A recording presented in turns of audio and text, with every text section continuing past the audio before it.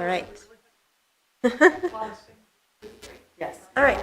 So we are starting the infrastructure, streets, parks, recreation, and public places meeting. So all of us are in attendance. So today we just had a couple items. The kind of major one is talking about the Safe Streets for All grant opportunity. This is a federal grant that is slated to run from 2022 to 2026.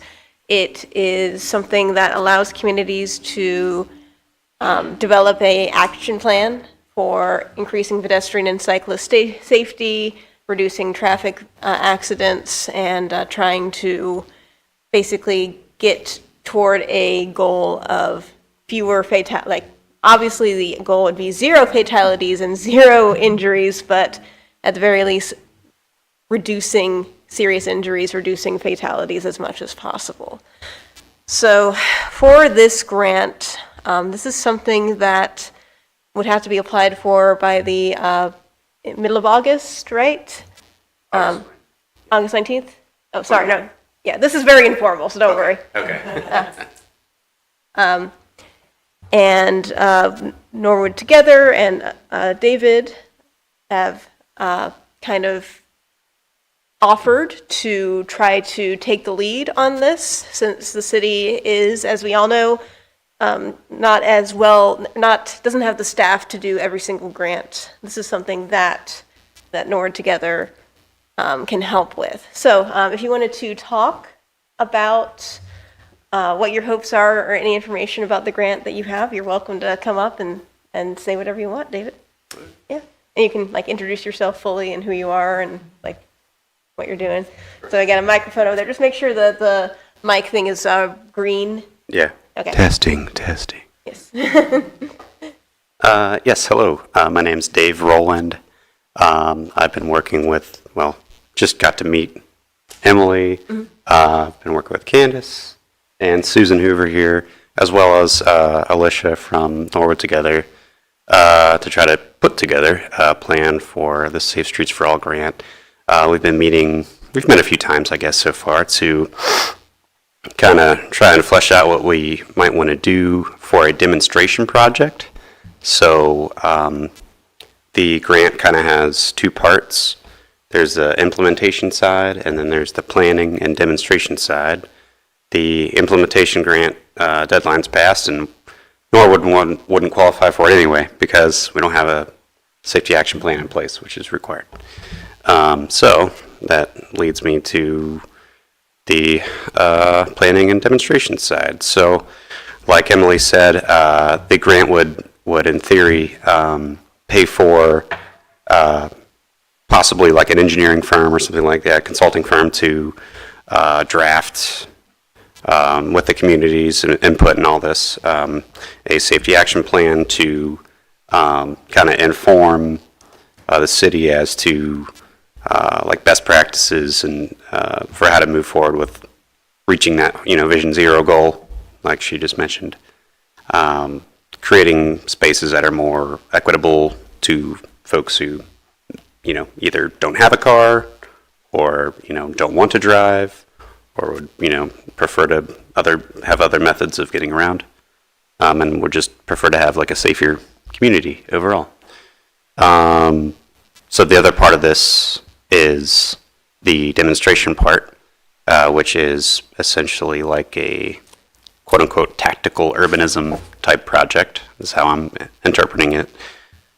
So using kind of temporary measures to put in place something that would kind of mimic a more permanent structure that a DOT would implement.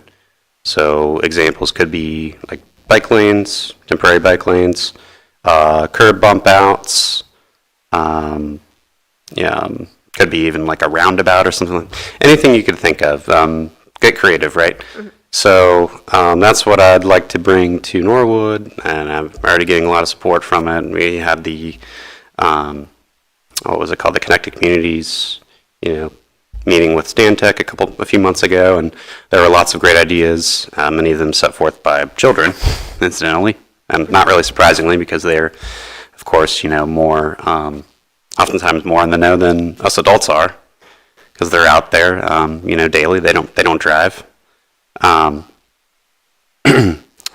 So we've been kind of thinking of a few different ideas, namely Clinny and a few different intersections along that low corridor there, for potential spots for bump outs, in order to slow traffic, make things a little more safe that way, and then potentially also creating more safe spaces to use one of Norwood's biggest assets, which is the Lawson Way.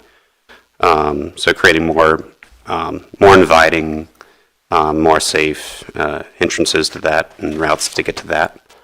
And also, I'm not familiar with I know there's like a ward system. I always refer to it as like the graph paper 1, 2, 3, 4.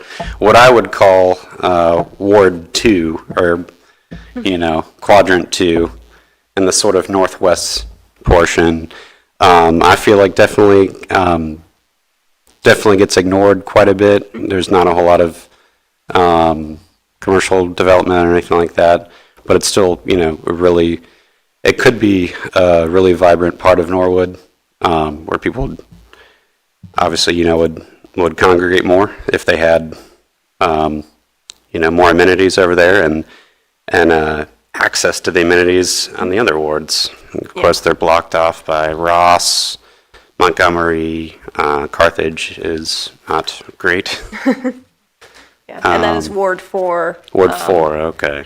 Technically, but I know what you mean. Where Yeah. you're going 1, 2, 3, 4. Yes. So upon looking into the grant documentation and the application, there's quite a bit more than I had thought that was required initially. Talking to the people at Stantec, they made you think it was oh so easy, but I looked into it further, and so normal citizens can't just submit an application, which makes sense. So the city of Norwood has to spearhead that. There are several documents that are needed. Most of them are like standard form government forms. And the issue, of course, is going to be, from my understanding, the budget. No surprise. So I guess I just wanted to talk with everyone and get a conversation going as far as, how much do we ask for. I looked at the city of Monroe, what they had been awarded earlier this year, and it was around $476,000.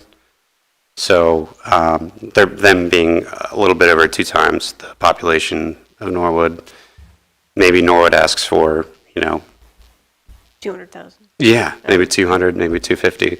But wanted to get, council's ideas and input on all this, and also, how much of that is going to go towards the planning and of the safety action plan, and how much of that is going to be potentially devoted to the demonstration or the pilot projects that would inform the safety action plan for, what works and what maybe doesn't work.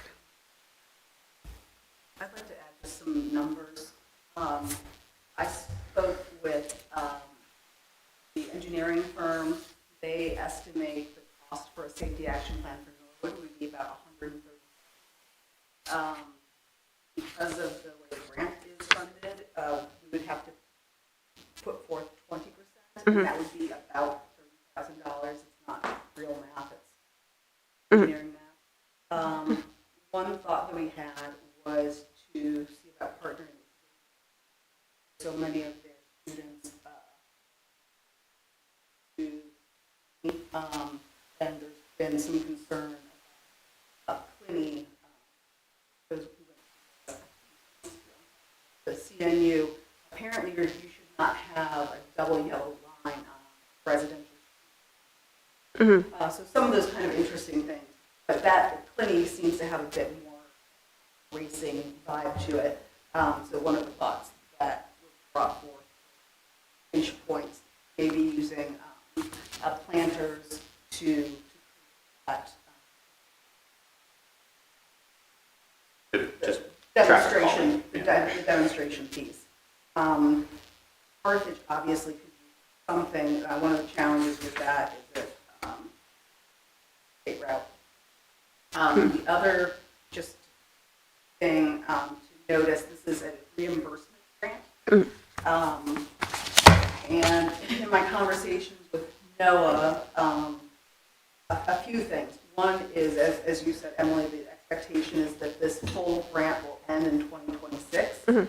But the sort of the rumor is that this portion, phase one of the safety action plan, this will be the last opportunity to apply for it. And the assumption is that then they would phase out a year or two later the demonstration or implementation. So this just information, this is probably going to be the last year that we can apply for it. One of the concerns that Mr. Powers had was, let's say we go ahead and do the action plan and we get it, but then government changes and that is no longer, Safe Streets for All is no longer a program. Mr. Powers' concern is that the safety action plan might not be as transferable. In my conversation with Ed from TEC, which is part of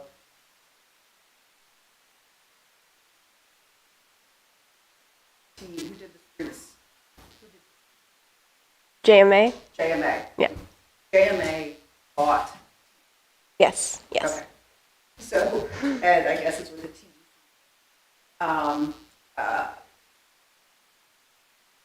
He believes that the action plan could be useful for other grants, but there's no. So there's a little bit of risk. The other issue was that $30,000. I'm not on the finance committee. My understanding is that would be challenging, but perhaps not impossible. And that is just for the 30,000. Right. That would not incorporate any implementation or demonstration as well.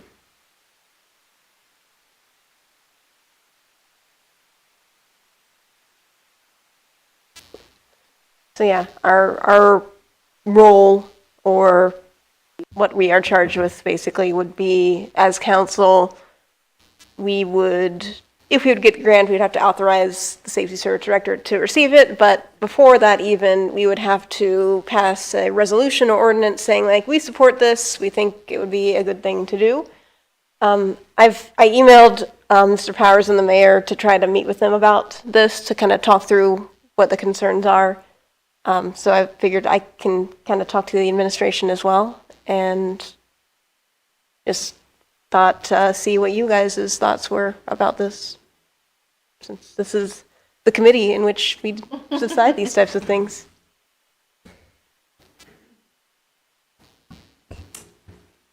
Okay, I think it's good. I can dig deeper on, this is like talking to Noah and Mayor, but on that part where like, hey, say everything does go away, but we have this plan. Like, I would love to dig a little bit deeper there and figure out if there is a concrete of like, yes, we can use this to do if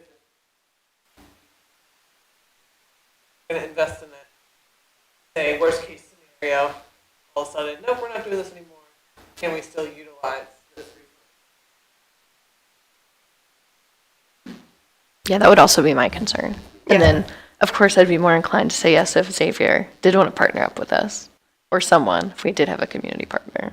Yeah. But, yeah, that would also be, because it does seem risky, right? If we do Yeah. 30K and it's not valuable. But I mean, I don't know that much about grant writing, but I would think we could probably I would hope. shift it around and use it for other Like, things. there's a plan, Yeah. possibly I was other saying- applications, other resources that are out there. I'm writing this down.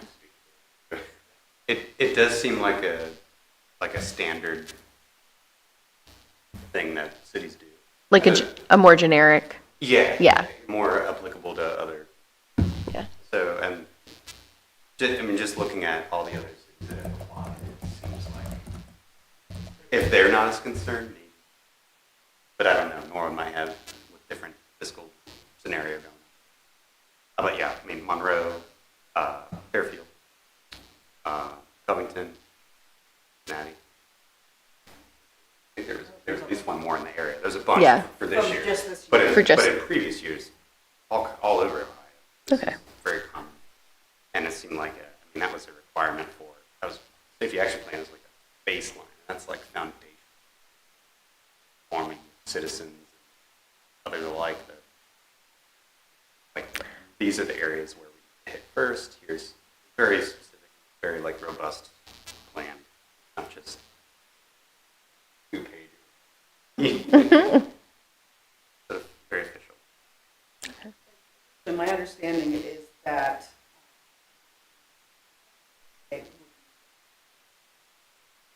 build the system. I'm trying to understand. Yeah, Ed said that he does this. Quote him. So for me, and this is my opinion, I think there's a very good chance we would get the money, which would allow us a safety plan, the action plan. But do we have the money? I also feel confident that it's going to give us a lot of information that can inform our choices. For me, it's less risky giving us information. I'm more about the dry land. Yeah, that's my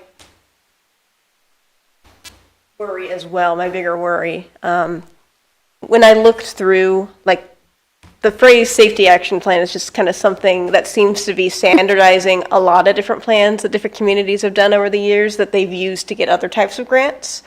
So I think it would be useful, even if this money went away in a heartbeat. There are other grants from states, federal, and larger nonprofits that want to see some sort of plan before they give you money to implement said plan. So that, from my research that I did for a couple hours this afternoon, so and not a complete deep dive, but I did spend. I've had a Susan level of tabs open on my computer, frankly, just like looking up all of the things. And my feeling was also, if we decided this is something we did want to pursue, I would get in contact with Xavier, see kind of what their feeling is for that, and also talk to some of the communities that just got one and say, what did you do? Where do you see getting money for this if the federal thing goes away? Especially City of Monroe, because they're very comparable in size to us. There's 16,000 people, so not too far off, and they're right there in Butler County. So I figured I would email or call the city director and talk to them about that too. That was kind of my plan. Unless, if other people have already done that, that is also great too. I will not double their efforts, but yeah. The big question mark though is, money. So, yeah. Yeah, so we don't have to decide anything or say, yes, we are definitely doing this, but if people are feel good about at least looking into stuff, I'll start contacting people and getting more information and seeing what the city can provide to you for all those documents, because some of the stuff is just standard forms, it's just stuff that the city already has. So, Ask a question. yeah. I just want to know, what can I do to make the process easier? What can I actually put my name on? As far as, if I can fill out the forms, I'll just do it. That is something, when I look more into the application after I talk to Noah, I'll see what they have and what they would need help with. Yeah. Because some things are going to be easier for them than for you. Absolutely. And I feel like my mind is just awash with all the information I just gained in the past couple of days looking through this. So I think for now, if you know of any other firms or any other people that might have more information about that kind of stuff, getting in contact with them, putting them in contact with me would be great. because you may know someone I don't, or have a contact that has a contact, what have you. So, and that goes for everyone, of course. Do you have the list of who were awarded in 2023? Oh, yes, one of these tabs got that. Okay. I was going to say, just in Ohio, Chillicothe, these are just Yeah. safety plans. Chillicothe, Fairfield, Logan, Marietta, Mason, Rocky River. All of those received about 120. Biggest was 476. That was Monroe Action Plan and Demonstration Project. Yeah. And that would be, that would be ideal because you get kind of more bang for your buck. You would actually be able to have, some safety things in place. Big problem is then that doubling, ask for doubling What you have to put in. what we have to put in. Yeah. And if 30,000 is already so tight. You just get even Yeah. big step. But Emily, will let you know that I know Alicia Locke out to, and I don't know if she- Cool. if she's heard back. Yeah, I figured Alicia or someone else had probably reached out, or she said that I had met with her a week or two ago, and she said she was going to try. So I was going to contact her and make sure I didn't annoy Sean Riley by asking the exact same thing. So yeah, I know Xavier. They have a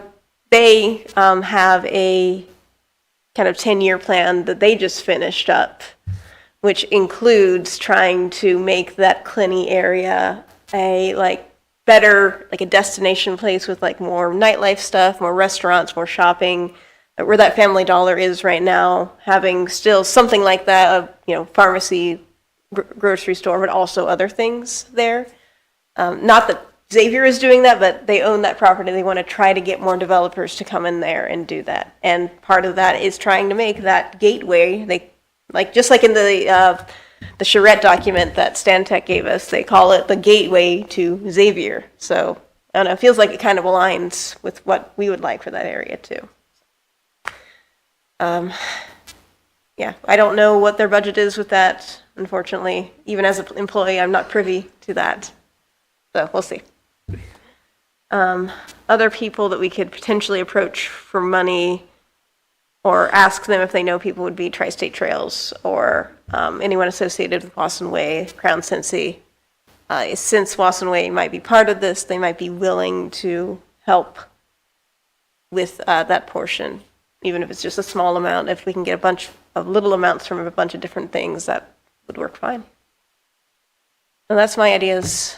So that's my plan in the next week is to try to chase down contacts, talk to people, see what they're willing to give, and see how the administration feels. I feel like if we can get the money for somewhere else, everyone's going to be A-okay. Mm-hmm. But even if we can't, I hope that we can kind of find money somewhere in the budget to make this happen, because money begets money, basically. You have to invest a little bit to get more grants, and we've seen that with a lot of the other grants that we've gotten recently that have actually allowed us to repave streets or redo water mains. So we'll see. If no third party is that are willing, have the capacity or time to do it. What who you go to see your finance committee next? You have to hold a second.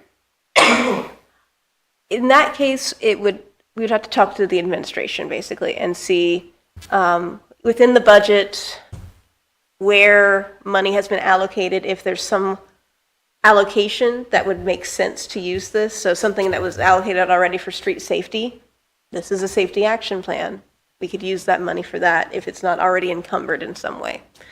But even though we're on council, we don't know exactly what every single encumbrance is. We have the basic structure, and we can get more information on specific things, but they don't tell us everything that every single thing that is going to happen and exactly when it happens.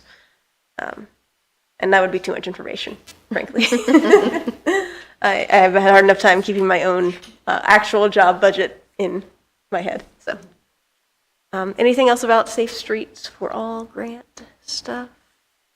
If you guys have any people you think I should contact, feel free to email me, and I can follow up on those leads, because I am taking Friday off, and that's just all I'm going to do, is do that, so.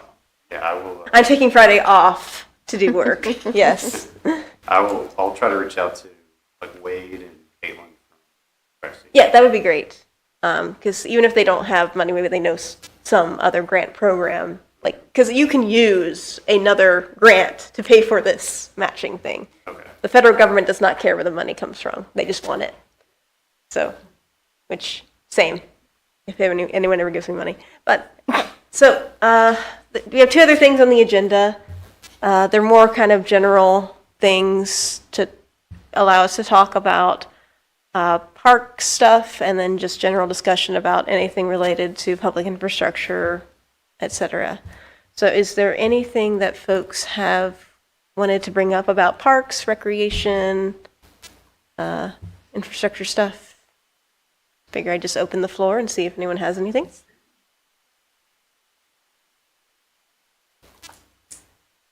I'm good.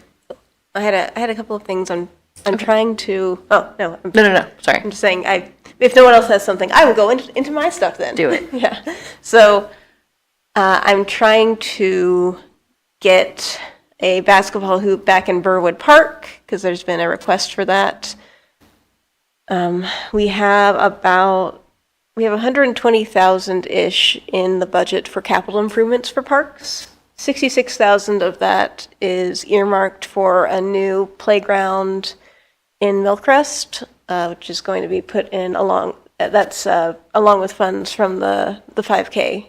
We're making a new playground near the soccer field there. Yeah, so I think there's kind of a back and forth about, there's an older playground down there now, like whether to tear it out and put a new thing in. I think for right now, we're going to leave that as it is and then just add an additional play area. So we've had a contractor out to take a look at the space. I don't know the exact timing, but that's something. So of that 120,000, about half is already encumbered. Then the other half, I talked to Noah about like maybe some smaller projects we can do in the parks, including like adding a basketball hoop back. But if there's any other smaller projects, like $5,000 or less for things, easy things that we can add to the parks that are lacking, that would be, I think, a great use of that money. I can't guarantee if they would happen or not, because this is just me suggesting things to the administration and saying this is what we think should happen with this. And there is the possibility that they'll need that money for some urgent repair. I know that they are putting in, or have already put in, 6 new water fountains in all the parks. So that's good too. But Are yeah. they just fountains, or were they water bottle refilling as well?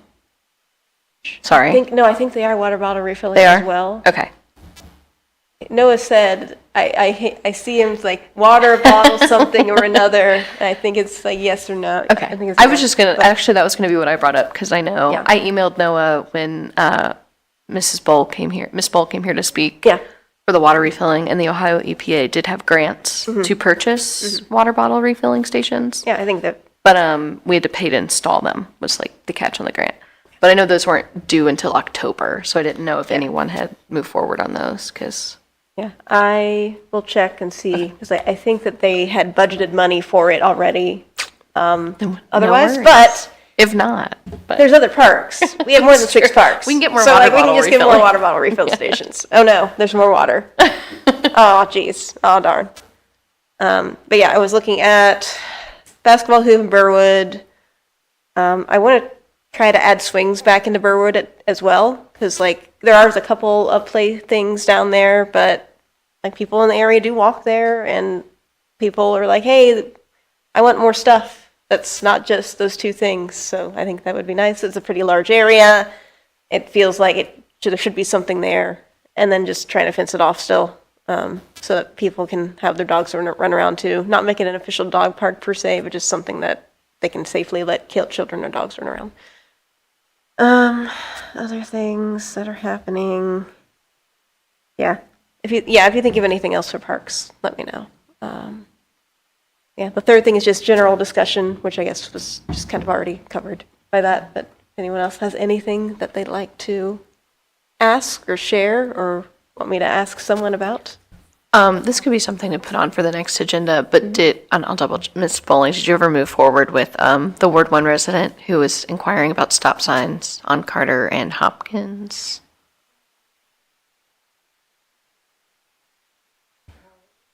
Mm-hmm.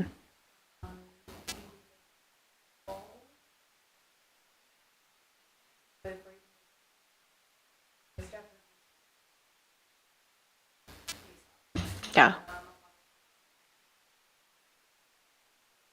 There's a bunch of families, a bunch of little kids. So I would like to look into that more. We just hit a little bit of a stop, but Okay. maybe with the full force of the infrastructure committee behind us. I love the stop sign that was added by Factory 52. I Yes. know. love it. I love that was one. Desperately needed. When something so popular happens, I feel like. Yeah. Yes, and so I wonder if we could all push for that, and that might get a little further. Yeah. Or wait, I'll- not Carter and Hopkins. I It's apologize. Carter and Why can I not think of Ivanhoe? No, No. that's all right. It's at the end. I'm on Google Maps. I'm literally running down the street. hold on. I'm so bad. Lifelong problem with street names. It is. It's Williams and Carter. Yes, I was sorry. gonna say Williams, but then I thought I was wrong. But That was for the folks at home. Sorry, and you too, because you were on the email. Oh, Yeah. Williams and Carter, yes. Yeah. Okay. There's yeah. one stop sign, and There's then one at on Williams, Ivanhoe. there's no. And then there there's is, not but one there at is not Carter. one Yeah. there. Okay. And because of the trees there, which this It's hard. is kind of common all along Carter, Yeah. there's a few intersections where the trees really make for pretty low visibility. But particularly there, there's pretty poor visibility. And I think a stop sign would help do a little calming. I wonder, I can also ask Mr. Powers or Mr. Zimmerman if there's like, what they can do for trimming trees along some of these low visibility intersections. I don't know what, I've seen Quick easements fixed there it in the past. Yeah. Because along Carter, there's a couple stop signs that have been blocked by overgrowth of trees. Yeah. And they've always been Pretty quick. pretty quick, yeah. cut back pretty quickly. So maybe it's as easy as that. But I guess it would also be, I'm just going to write this down because this needs to be in council orientation, which is a never ending project. Things like adding a stop sign, there isn't like a clear cut process for. Right, And it would be beneficial, I think, if to have some way, whether there was like an application that was filled out or something that, like, I'm happy to take as many emails about stop signs as people want to send, but that cannot be the most efficient process. There's a whole fun manual on the reasoning for why stop signs are placed where they currently are.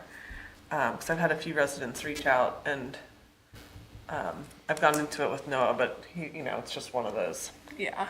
I know that there usually has to be an ODOT study, and like, it's not as easy as us just Yeah. buying a stop sign and sticking it in the ground. Yeah. But they usually look and see if there have been any accidents. And I would imagine maybe putting a speed monitor. There is a new one on Ivanhoe that has slowed me down a few times. So I would bet that it's been having an impact on a bunch of people. But I wonder if having one there And the would be beneficial too. Chief Sumner said the police department, like, if you want to move that anywhere, like when we had those 2 accidents on Williams in 1 week, he was like, all you have to do is call and we'll put it where it's requested. Maybe that would be a good first step, is putting a speed monitor right there to remind people to slow down. And then I imagine those track information. It's supposed to. Because if hypothetically. we were consistently seeing Speeding. speeding, that Yeah. would maybe be a point of encouragement for adding a stop sign. The other thing too, when residents reach out, like so on Williams, just there's been more activity with the lateral being shut down.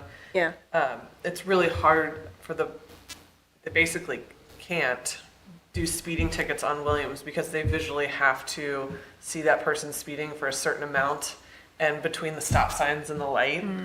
So what we kind of did was like, and residents can do this too, I always say, call and say, hey, can I have increased patrol at this intersection? And so like for the accidents, I was like specifically when people are getting off work is when we're seeing that. So they would just increase patrol at those intersections at a certain time if a resident's saying, I'm seeing it at this time of the day. Yeah. So they can do that too. And then they get the data from that too of like, okay, yeah, we did do X amount of citations or whatever. Yeah. That would be good. And I know now with the new auxiliary, the full-time auxiliary officer, they have more capacity to do that kind of stuff, traffic enforcement. I don't think I have Chief Summers' contact info. Would somebody send maybe Yeah. him an email and copy me on it about putting a speed monitor there at least as a good start? It's, I don't know, Susan. I'm sure I do. yeah, it's dsumner@norwoodpolice.org, but I am making an email right now, a draft. to, speed monitor on Williams near Carter. Okay, yeah. I think, yeah, I'll ask him about that and just say people, like residents have had complaints with that intersection and see if we can at least get a monitor there or increase like, Sorry. Yeah, I'm sure we can definitely get cut back of trees and brush to increase visibility. I'm not totally sure that they're public trees. I feel like there's some law or regulation there that is. allows, Yeah. If there was because like sidewalk, Duke can yeah. cut They cut whatever to trees they property want. lines or whatever. I think it's like 30 feet around signs that you're allowed to cut to decrease obstruction, even if it's a privately owned tree. So I'll check with that. A certified tree council member right there. Yes, I know. Oh, speaking of trees, that was the other thing I needed to talk about. Thank you for saying trees so many times that my brain finally remembered. So, one of the things that Candace has been talking about is trying to increase tree cover, specifically in some of the areas that have pretty low tree cover, which would be Ward 4 and Ward 1. So the idea was presented that maybe we could talk to the tree board. They don't have a huge amount of money in their budget, but they have some money. See if they would be interested in using that money to help plant some new native trees, oaks specifically, because oaks are such a foundational tree. They take a long time to grow, and we have a ton of old oaks that, unfortunately, they are going to age out no matter what we do. They're just like us, they have a finite lifespan. So trying to add the next generation of oaks and these other like large, sturdy trees, it'll help reduce heat, increase shade, which makes it nicer for people walking and like cycling. And it just Slow traffic. actually does slow traffic too, because feeling closed in makes cars go slower. So that was something else I was going to do that I have on my list of tasks to do on Friday, is to email the tree board and just kind of see what their feeling was, if they'd be interested in doing that. There is a Ohio native nursery that has a lot of plugs of these native trees that are not too terribly expensive for what you're getting. So we wouldn't have to go to like Natorps or anything. This would be people who are committed to growing native trees. No offense to Natorps, by the way, but like these people like know what they're doing. They've been doing a lot of like professional forestry type things, so we would get some really good starts. Because the better, stronger the root ball and seedling is, the more likely it is it's going to establish, and the less likely it's going to need intervention. So. Do they offer like classes or anything that maybe we could? Not to put you on the spot, I can also reach out. Garden Center has quite They have a class? few. Yeah, Civic Garden Center is a great I was gonna resource. add that Candace and I have been talking about the tree thing for a bit. And Civic Garden Center has one. It also, trees reduce flooding, reduce asthma, reduce property value. Oxygen. Who needs that? County Extension have classes? They've They got should, quite a yes. few. I know we have like a lot of new homeowners who maybe like, I just know if I was thinking of planting a tree, I'd be like, what? I feel like I'd be overwhelmed. I don't know that much about like Is the trees division- individually. Is the Division of Forestry doing their grants for trees again this year? They did last year, but I don't know if they're. We can look. They gave out $5 million Yeah. grants for tree purchases last year. For placement two, the climate safe neighborhood groups in Ward Yes. 1 and 4 we have that data on where they would have recommended trees being planted. Yeah, so if we can get funding from some source, whether it's tree board or outside grants, or even just asking for like a fund, see if there's a nonprofit that'd be interested in donating, for instance, then we could try to aim for a fall planting time, which if you don't know anything about trees, it's best to plant them either in the spring Or the fall. or in the fall. I wouldn't have known. You don't want to plant them now because it's really dry, and then you have to water them all the time, and they don't establish well, and in 2 years they die, and that's sad. So, and that is also when the Ohio Native Nursery has their next like big time of ordering and getting stuff. So, okay, that's on my list as well already. Looks like, No, go ahead. There is a small piece of property that the city of Norwood owns on Montgomery Road. Okay. And it is. Okay. And one of the ideas that I learned in seeing, recommending some of these smaller nursery type trees. Mhm. And they call it like healing it in as opposed to planting them. Mhm. Like you sort of temporary planting them.